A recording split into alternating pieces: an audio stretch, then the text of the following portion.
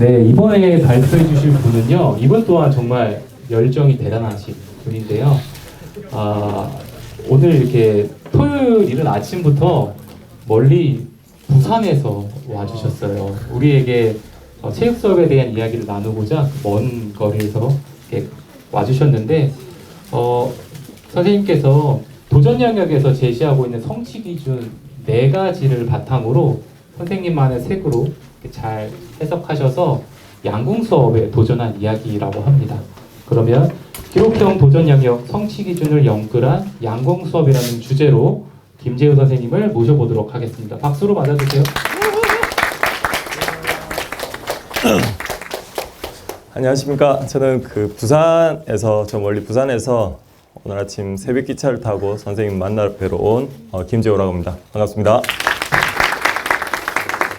선생님들께서도 지금 이 시기에 새학기를 맞이하려는 그런 생각을 가지시고 기대 반 그리고 걱정 반 이 시점을 지내시고 계신 것 같습니다. 저도 올해 학교를 이동을 하게 됐거든요. 특목고등학교 부산 최고로 가서 또 엘리트 선수들을 위한 근무보다 엘리트 선수들을 체육 수업에서는 어떻게 이렇게 도입할 수 있을까, 그런 또 고민도 한번 해보려고 시도를 하고 있습니다. 2022 개정 체육과 교육과정이 이제 학교 현장에 도입을 앞두고 있는데요. 그 시기를 보면 이 교육과정에 대한 중요성을 앞선 선생님들께서 강조를 하셨지만, 저는 이런 부분들을 이유로 해서 선생님들께서 교육과정을 조금 이해를 하셨으면 좋겠다는 생각이 뭐냐면, 이론과 실제의 차이에서 저희는 항상 교육을 바라보고, 그리고 삶 자체에서도 그러한 괴리 속에서 어떤 것들의 균형을 맞추는가에 대해서 참 많은 고민들을 하고 있거든요. 이론적인 부분들만 너무 치중하다 보면 실제적인 부분에 문제점이 발생하고, 그리고 실질적인 부분에 너무 치중하다 보면 이론적인 그 균형 감각을 조금 잃을 수도 있습니다. 부산에서 중고등학교 체육 선생님을 대상으로 한 150차례 정도 그 학교 현장을 방문해서 컨설팅을 했습니다. 2016년부터요. 그런데 제가 생각했었던 컨설팅을 하면서 지금 생각해 보는 것은, 교육과정은 하나의 문서로 되어 있지만 학교 현장은 너무나도 많은 환경에 부딪혀 있어서 그 교육과정을 일률적으로 도입하기는 상당히 힘듭니다. 저희 학교 낙동중학교 같은 경우에는 체육교사가 저 혼자고, 운동장도 있고 체육관도 있고 그 넓은 테니스장도 있고, 제가 하고 싶은 수업이면 모두 다 할 수 있는 그런 환경을 가지고 있죠. 하지만 다른 학교 같은 경우에는 뭐 학교 급도 다르고 성별도 다르고 너무나도 다른 어려운 환경 속에서도 있는 학교들도 많습니다. 예를 들어서 운동장도 없는 학교에 체육 선생님들이 5분 계시고 과밀 학급에서는 거의 체육 수업 불가능하죠. 그런 학교 같은 경우에는 교육과정 도입이 저희 학교에서 했던 것처럼 그런 형태로는 이루어질 수가 없겠죠. 그래서 오늘 선생님들께 하고 싶은 말씀은, 양궁 수업에 대한 부분을 선생님들께 집중적으로 알려드리는 것보다 교육과정을 어떻게 선생님들께서 바라보고 해석할 수 있는가에 대한 교육과정 문해력에 대한 부분들을 중점적으로 전달드리고 싶어서 선생님들께 이렇게 만나 뵙게 되었습니다. 수업에 대한 구체적인 내용은 제가 말로 다 풀어낼 수는 없을 것 같아요. 왜냐하면 생동감 있는 그런 현상들에 대해서 같이 호흡해야 되지만 그 수업에 대한 느낌을 알 수 있으시니까요. 그 수업에 대한 장면은 여기 보이시는 QR코드로 제가 유튜브 영상으로 촬영했던 수업이거든요. 그러면 시간 나실 때 한번 보시면 전반적인 제가 말씀을 드렸던 내용들이 이해가 되실 것 같아가지고 참고해 보시면 되겠습니다.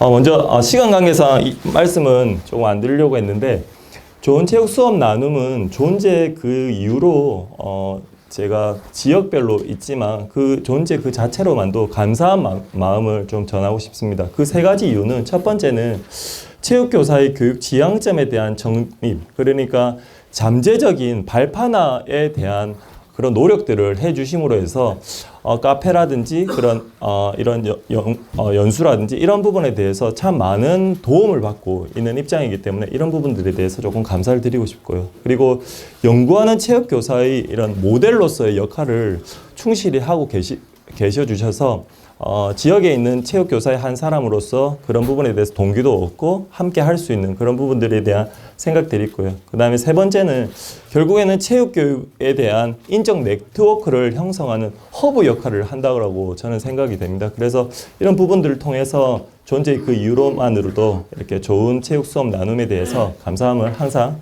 표하고 싶습니다.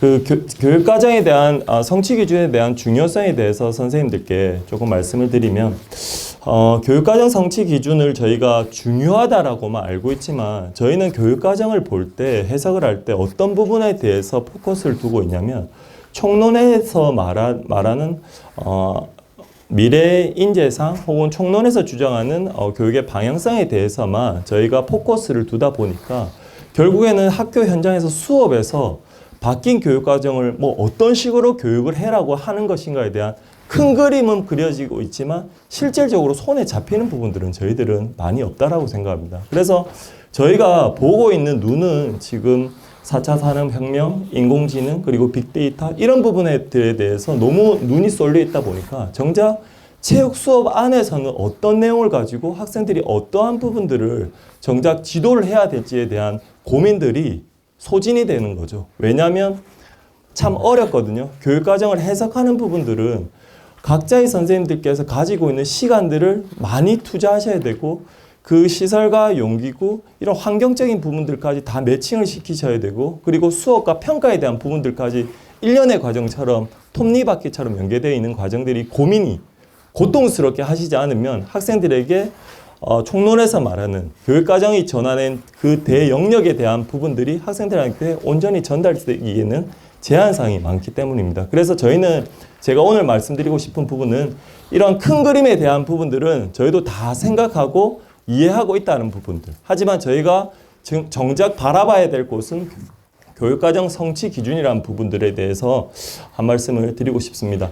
교육과정 성취 기준에 대해서 이해를 저희가 하려고 하면 먼저 앞선 두 발표자 선생님들께서 설명해 주듯이 교육 패러다임에 대한 변화에 대해서 조금 체감을 해야 될 것 같습니다. 이 체감을 할 때 말로만 체감을 해야 된다 했을 때 저는 그렇습니다.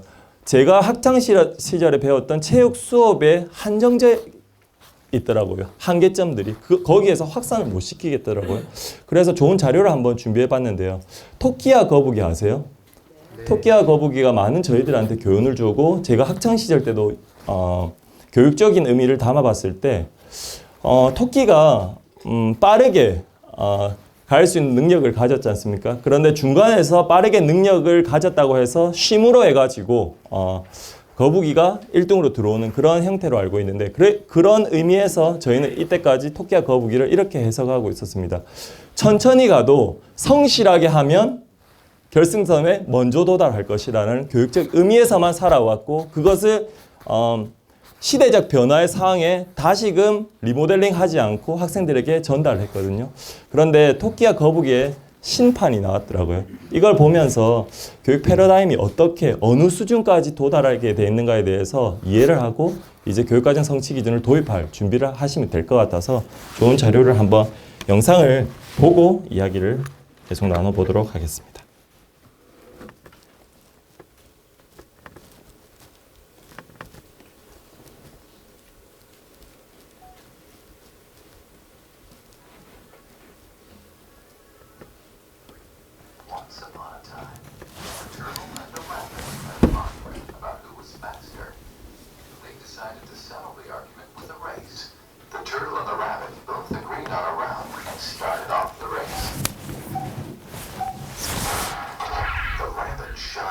and ran briskly for some time.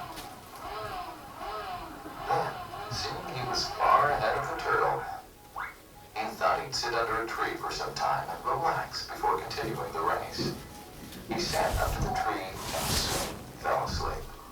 The turtle, plodding on, overtook him and soon finished the race, emerging as the undisputed champ. The rabbit woke up and realized that he'd lost the race. The moral of the story is 여기까지가 저희가 알고 있었던 내용입니다. this is the version of the story that we've all grown up with. But our version of the story continues. some thinking. He realized that he'd lost the race only because he had been overconfident, careless, and lax. If he had not taken things for granted, there's no way the turtle could have beaten him. So, he challenged the turtle to another race. The turtle agreed.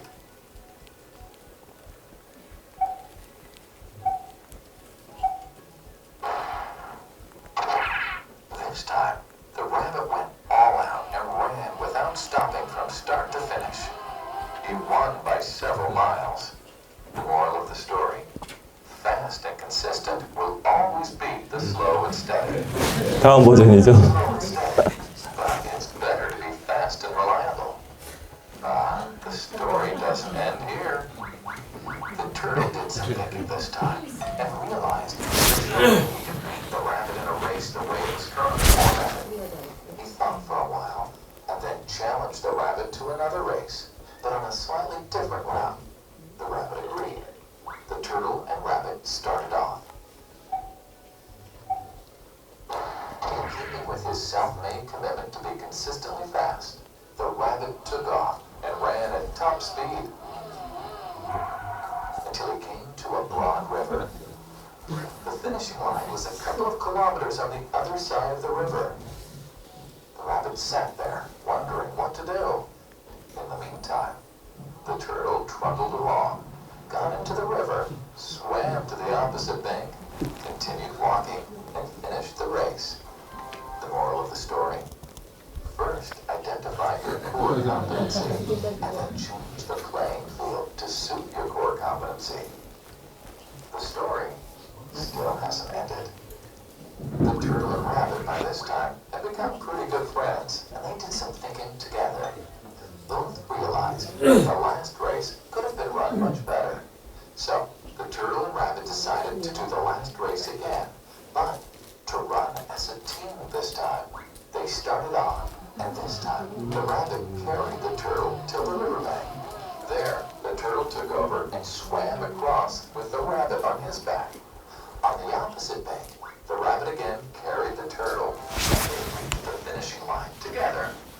Both the turtle and rabbit felt a greater sense of satisfaction than they felt earlier.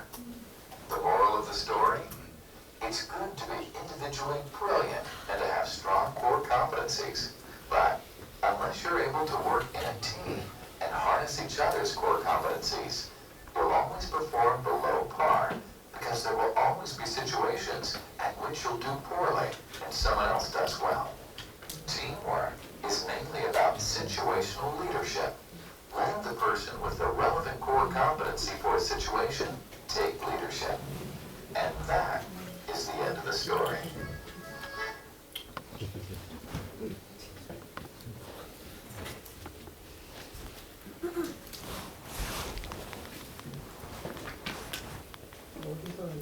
선생님, 이 영상을 보시니까 조금 느끼시는 게 있으세요? 제가 더 이상 말씀을 길게 드릴 필요가 없을 것 같습니다. 하지만 여기서 꼭 짚고 넘어가야 될 부분은 뭐냐면, 저희 낙동여학교 같은 경우에는 140명의 소규모 학교거든요. 소규모 학교에 여기서 축구부 학생들이 50명이 있습니다. 그리고 지역 내에 있는 그 전국권에서 또 뽑아오는 학생들이 50명이 있고, 지역 내에 있는 남학생들이 25명, 그리고 여학생이 25명 있습니다.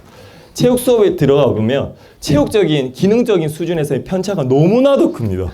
너무나도 커서 이걸 어느 수준에 맞춰야 되는지에 대해서 거의 불가능하거든요. 그런데 학생들한테 축구를 전문적으로 하는 친구들은 신체 능력이 뛰어나서 신체 능력이 떨어지는 남학생들이나 여학생을 무시하는 경향이 있어요. 그런데 여기서 제가 중요한 부분들은, 제가 교육과정에 대한 이해와 문해력을 가지지 않고 교육과정 성취 기준에 대한 이해력 없이 학생들에게 수업을 중구난방으로 접근을 했다라고 하면 그 학생들이 체육을 배우는 이유에 대해서 정확하게 전달하지 못했을 겁니다. 그런데 저한테는 기준이 있었죠. 교육과정 성취 기준이라는 기준이 있었는데, 교육과정 성취 기준을 만드신 연구자분들께서는 많은 고민을 했었던 게 흔적이 담겨져 있는데, 체육을 잘한다는 것은 결국에는 운동만을 잘하는 것인가, 혹은 체육을 잘하는 것은 그 체육이 가지고 있는 그 영역별 특성 및 역사, 그리고 과학적 원리, 경기 전략, 그리고 그 영역이 가지고 있는 정의적 영역들까지 잘하는 게 체육을 잘하는 것인가?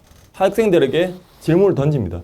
그때부터 학생들은 체육은 운동 기능만 뛰어난 학생들만을 위한 시간이 아니라는 것을 이해를 하게 됐죠. 결국에는 그 답은 저는 교육과정 성취 기준을 얼마만큼 해석하고 얼마만큼 용언을 갈아 넣어서 그것을 학생들에게 잘 전달할 수 있는가에 그런 문제가 교사의 본 역할이 아닌가에 대한 부분부터 한번 생각을 해봤습니다. 그래서 보셨던 그 영상과 같이 이런 부분들만 가지고 선생님들께서 교육을 바로 접근하시면 또 추상적인 형태로 실질적인 현장에서 수업이 가능할 것 같습니다. 거기서 더하기 교육과정 문해력을 바탕으로 교육과정을 해석할 수 있는 능력, 그리고 여기서 말하는 교육과정 문해력이라는 주 포커스는 저는 교육과정 성취 기준, 어떤 내용을 학생들에게 지도할 것인가에 대해서 철저한 분석이 일어나야 된다. 그리고 체육교사의 역할은 교육과정을 해석하는 건 좋지만 비판적 사고를 가지고 해석하는 건 좋지만 이 부분들이 잘 됐다, 잘못됐다에 대한 고정관념은 저는 안 가지셨으면 좋을 것 같습니다. 왜냐하면 교육과정은 다년간에 걸쳐서 연구진들이 연구를 했고 그리고 사회적인 합의에 의해서 만들어진 산물이라고 생각을 하거든요. 그래서 이 부분에 대해서 비판적인 고정관념을 가지고 접근하시면 교육과정과 이론과 실제는 분리될 겁니다. 그래서 이 부분을 어느 정도 수용하시고 저희가 바라봐야 될 눈은 교육과정 성취 기준에 조금 포커스를 두시면 될 것 같은 생각이 들었습니다. 저는 그래서 기록형 도전 영역에 성취 기준에 대한 4가지 성취 기준이 있지 않습니까? 4가지 성취 기준을 하나하나 수업에 접목을 해봤거든요. 그런데 인근에 있는 선생님께서 이렇게 하나하나 도입을 해보니까 체육교사 입장으로서는 솔직한 말씀으로 드리기가 버거워요. 힘들어요. 너무 수업에 대한 학습량이 많기 때문에 버겁거든요. 그런데 주변에 있으신 선생님들께서 제가 이렇게 연수를 할 때, 전달 연수를 할 때 선생님들께서 질문을 하세요.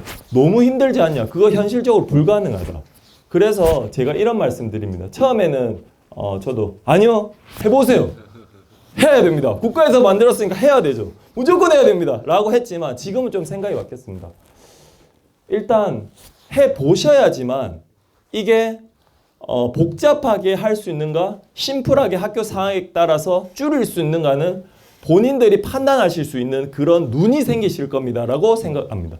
그래서 그렇게 전달하거든요. 그런데 이 성취 기준 하나하나를 학교 체육 수업 현장에서 해보시지 않고 도입하시려는 노력이 없으시면 이 성취 기준은 선생님들께서 교직 생활을 하실 때의 가지고 가셔야 되는 성취 기준에서 완전히 제외가 될 겁니다. 그래서 이 부분들을 조금 선생님들께 설명을 드리고 싶고요. 4가지 성취 기준을 그냥 뭉뚱거려서 저희가 수업을 도입을 할 수도 있지만 교육과정 성취 기준은 4가지만으로 나타낸 게 아니고 그 4가지 안에는 제가 분석했을 때는 4가지 안에는 총 15개의 내용 요소가 안에 들어가 있어요.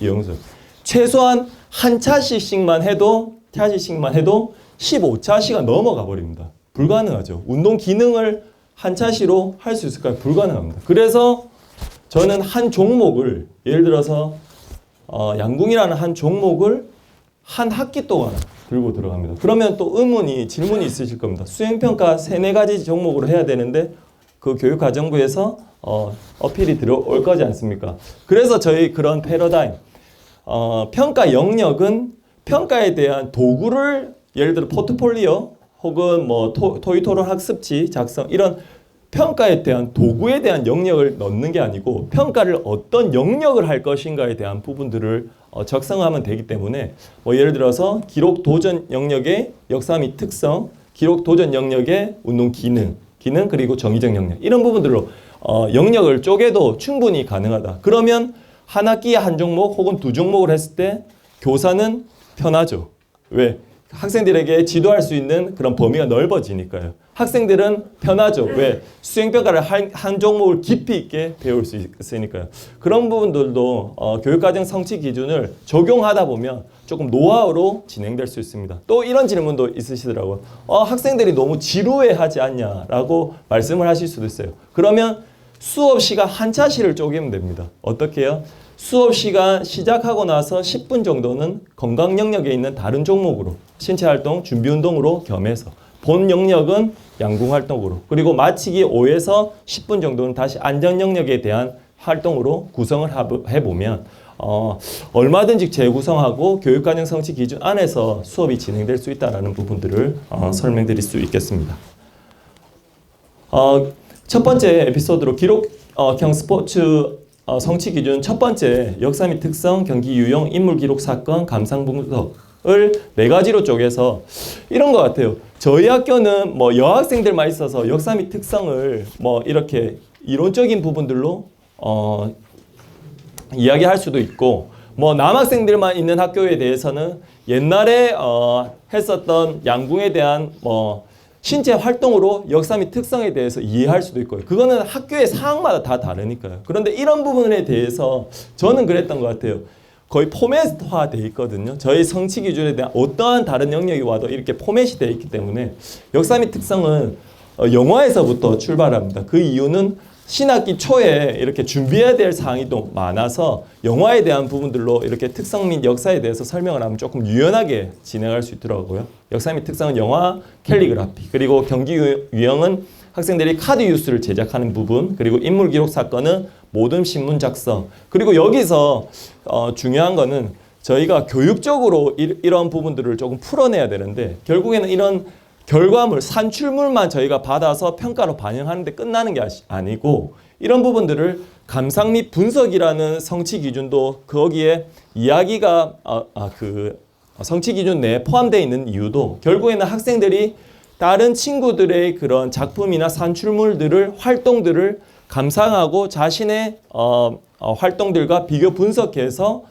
더 나은 활동물이란 교육적 효과를 기대하기 위한 교육과정 성취 기준의 의미거든요. 그래서 간단하게 갤러리 워크, 패들렛을 활용해서 혹은 뭐 밴드를 활용해서 학생들이 한 작품들을 친구들과 공유하고 이야기하는 이런 과정까지 거치면 하나의 교육과정 성취 기준이 완성되는 형태로 진행됩니다. 저는 이 부분을 그렇게는 하지 않았던 것 같습니다. 한 수업 1차시, 2차시를 통으로 하진 않았어요. 왜냐하면 학생들이 흥미가 너무 떨어졌다고 생각했거든요. 그래서 이런 부분들은 이론적인 부분들이 조금 색깔이 짙은 부분들은 수업 전 15분 혹은 활동에 대한 스테이션 수업으로 한 영역 이런 식으로 해서 한 학기로 가져가면서 오늘 당장 완성해서 제출하는 것이 아니라 그 하나의 연계에 있는 그 차시를 조금 쪼개서 완성되는 그런 과정들을 거치니까 수업에 대한 그런 흐름이 유지가 잘 되었던 그런 기억이 있습니다.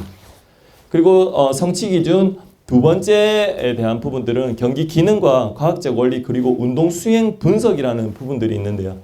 경기 기능을 저희들이 이렇게 짜낼 때 상당히 이 부분에 대해서는 전문적인 지식이 많이 필요한 것 같아요. 그런데 저는 개인적으로 경기 기능에 대한 부분들을 찾을 때 어떻게 찾냐면 엘리트 지도서를 먼저 찾거든요. 엘리트 선수들이 기능 수준이 높잖아요. 이 성취 기준의 목표는 결국에는 기능 수준을 높이려고 하는 성취 기준인데 엘리트 수준에 있는 선수들이 어떻게 훈련하는가에 대한 훈련 방식들을 일단 범주화시키고 그 구체적인 내용들을 학생들의 차츰차츰 이야기를 하고 수업으로 풀어내는데요. 양궁으로 따지면 결국에는 양궁을 10점 관역에 정확하게 쏘기 위해서는 계속 양궁만 쏘는다고 해가지고 10점의 관역에 꽂을 수가 없습니다. 그게 제일 잘 나타나는 종목이 양궁이기 때문에 저는 양궁을 선택했거든요. 그래서 운동 기능에 대한 부분들은 3가지 범주로 나눕니다. 자세에 대한 부분들, 그리고 체력에 대한 부분들, 그리고 심리적인 부분들이 3가지 스테이션이 나와야지만 결국에는 학생들이 10점에 쏠 수 있더라고요. 그래서 이 카테고리 속에서 무수한 많은 훈련 방법들이, 연습 방법들이 있겠죠. 그런 과정들로 경기 기능을 구성했고요.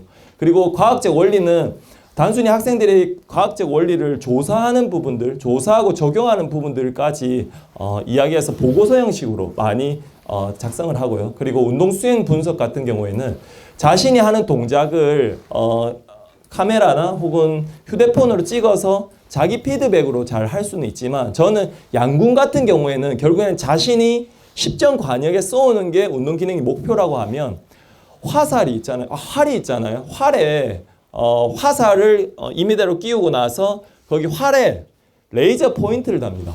레이저 포인트를 달고 임의의 관역대를 쫙 붙여 놓겠죠. 그러면 임의의 그 레이저 포인트를 달고 릴리즈 동작까지 들어가면 그 자세를 취하면 그 레이저 포인트가 자신의 십전 관역에 정확히 명중을 해야지 내가 조준을 제대로 한 거겠죠. 자기 피드백이 바로 들어오는 거예요. 거기 장면에서 본인이 너무나도 떨고 있다. 그러면 자신이 다시 심리적인 훈련에 대한 부분들을 강조해야 되고, 그 다음 자세에 대한 부분에 대한 자기 피드백을 결국에는 그 용기구를 통해 가지고 간단하게 훈련의 효과를, 연습의 효과를 증진시킬 수 있는 부분들을 저희 체육교사가 해야 되는 핵심적인 부분들을, 이런 부분을, 레이저 포인트를 거기에 달 수 있는가 없는가에 대한 고민이 저희들이 함께 해야 될 숙제라고 저는 생각을 합니다.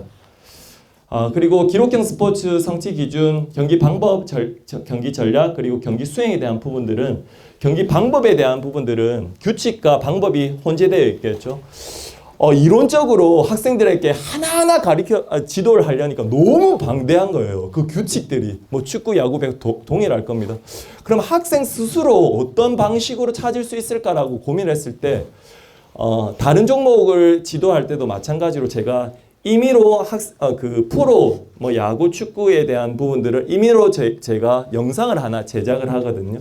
그 영상을 제작을 하고 나서 거기 있는 그 아나운서들의 대화를 삭제해 버립니다. 그리고 나서 학생들이 2인 1조가 되어서 학생들이 경기 진행, 경기 중계 시나리오를 학생들한테 제공을 하면 학생들은 그 영상에 대한 부분들을 이제 시나리오를 쓰면서 중계를 하게 되겠죠. 그럼 자연스럽게 어떠한 장면, A라는 장면이 나왔을 때 A라고 중계를 해야 되는데 A라는 단어를 모르면 본인들 스스로 네이버나 구글에 들어가서 구글링을 할 수밖에 없습니다. 그러면 그 부분에 대해서 구글링하고 그래도 모르겠으면 저한테 오는, 결국에는 교사가 다가가는 형태보다 학생들이 찾아오는 형태로 하게 되면 학생들이 훨씬 더 주도적으로 학습을 이끌어갈 수 있는 형태로 진행되어서 경기 방법과 규칙에 대한 성취 기준을 지도할 때는 저는 중계 시나리오를 이용해서 자주들 하고 있습니다. 그리고 경기 전략은 PMI 기법을 활용해서 모둠 활동을 하는데,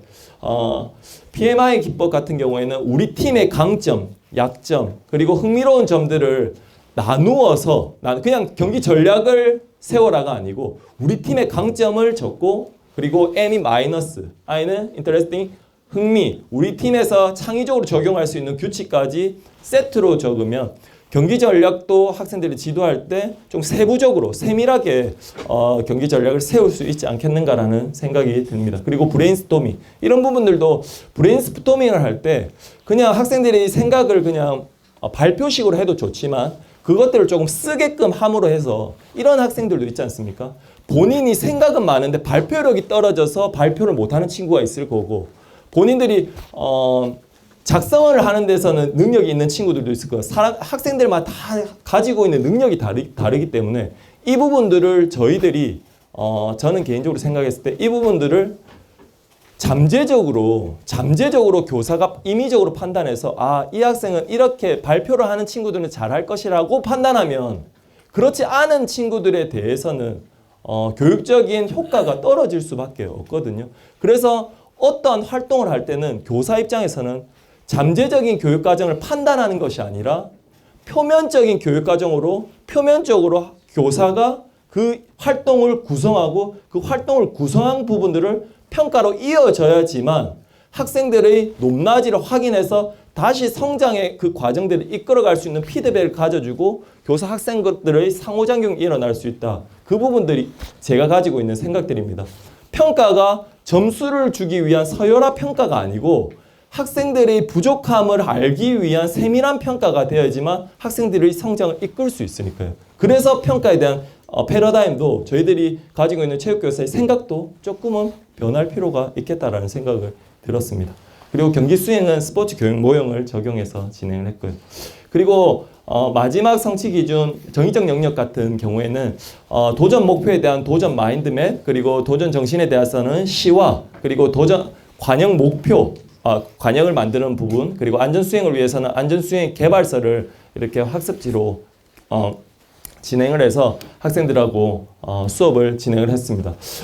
이게 조금 간단하게 보이지만 한 학기 동안 세밀하게 이렇게 학습지 그리고 활동 상황 이런 부분들을 준비되어 있지 않으면 이런 부분들이 할 수가 있는 부분들이 아니거든요. 그래서 일단 교육과정 성취 기준을 가지고 15개의 성취 기준으로 나누어서 그 활동들을 어떻게 진행을 하고 어떠한 학습 결과물이 있을 것이며 그 결과물을 어떻게 평가에 반영해야 될 것인가까지의 연계 과정들로 하나로 들고 들어가면 결국에는 많은 종목을 할 수가 없더라고요. 그래서 저만의 그런 형태로 재구성을 해서 진행을 한 부분들입니다.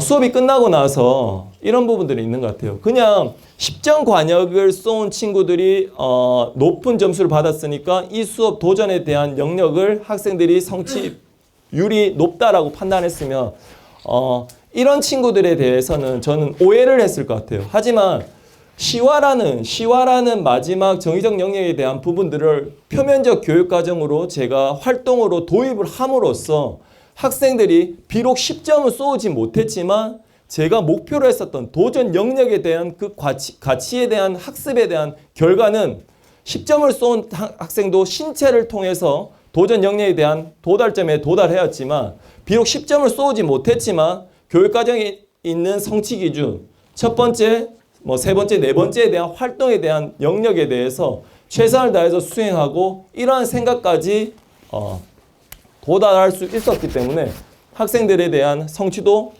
확인할 수 있었고 다시 그 피드백을 줄 수도 있는 그런 형태로 되어야 되기 때문에 모든 학생들, 일정 학생들만이 아닌 모두를 위한 체육 수업이 진행이 되었던 그런 부분들이 있습니다. 한번 이 부분은 한번 읽어보면 좋을 것 같은데요. 양궁을 처음 선생님들께서 지도를 하셨던 선생님들께서 공통적으로 느낀 게 뭐냐면 학생들이 활시위를요 저희 가볍게 놓는 것처럼 느껴 보이는 것처럼 보이나 첫 번째 수업 시간에 활시위를 못 놓습니다. 애들이 무서워서요. 남자 선생님들께서는 군대에 가셨잖아요. K2 소총 처음에 쏠 때 그 조교가 쏠 때 안 놀라셨어요? 저는 옆에서 K2 소총 소총을 쏘았는데 너무 무서운 거예요. 너무 그 기억도 안 가지고 계세요? 너무 무서워서 사로 들어가서 쏘는데 이게 안 나가는 거예요. 똑같습니다. 학생들도 양궁 쏠 때요.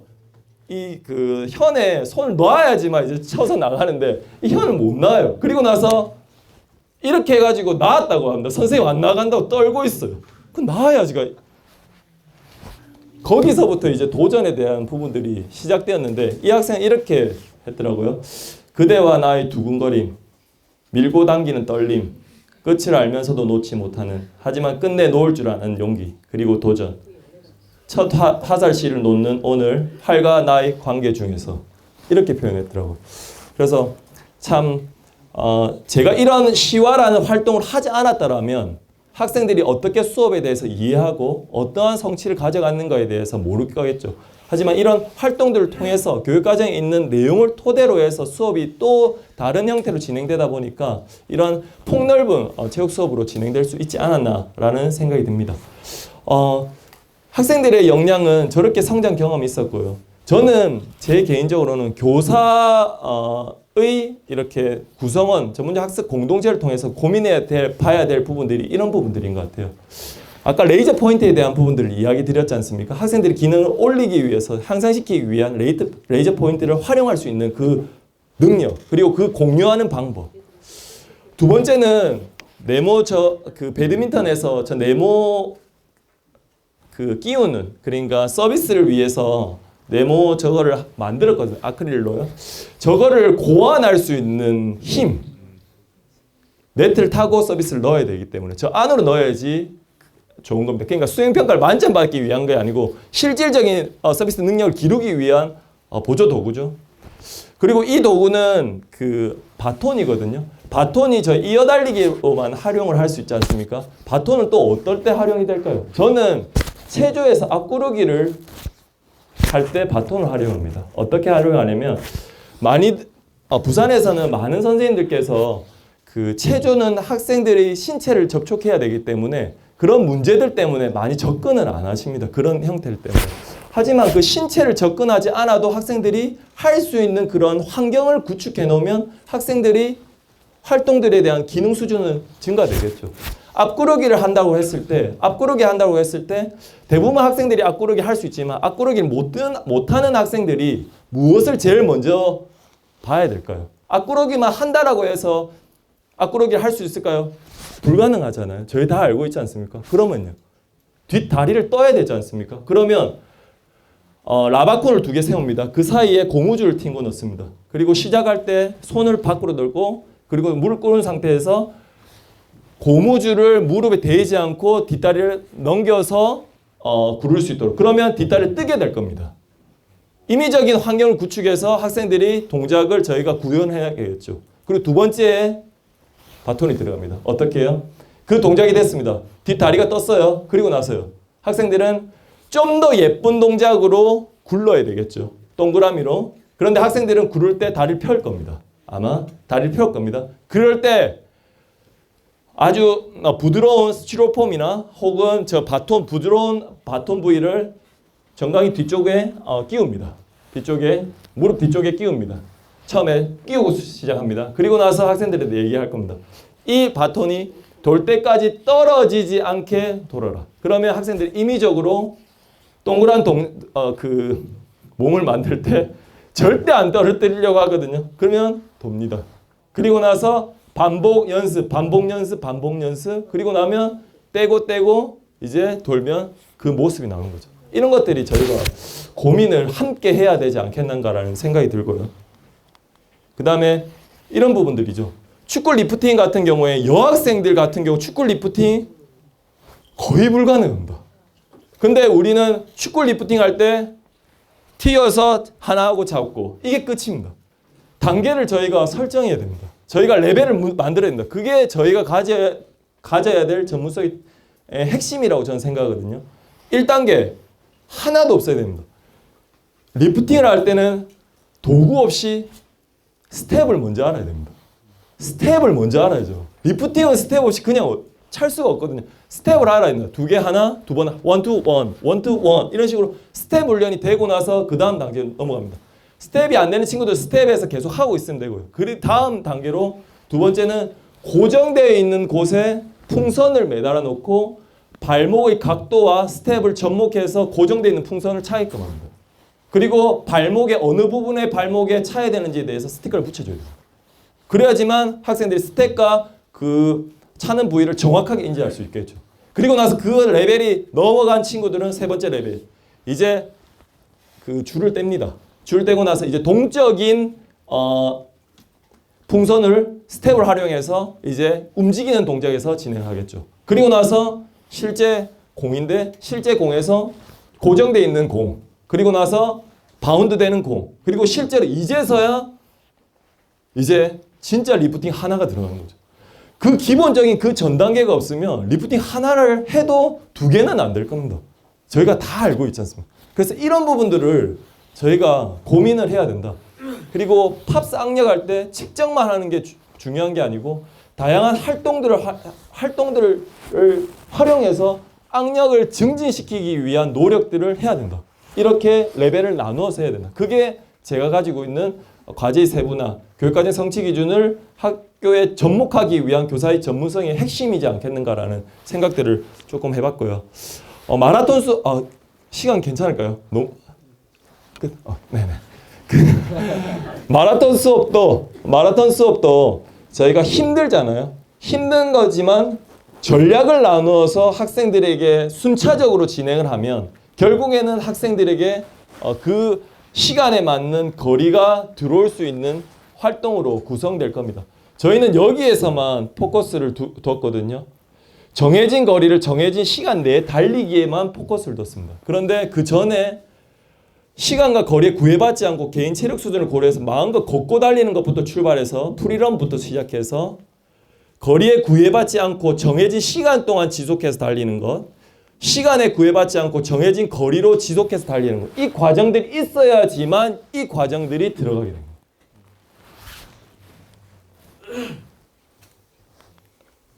네.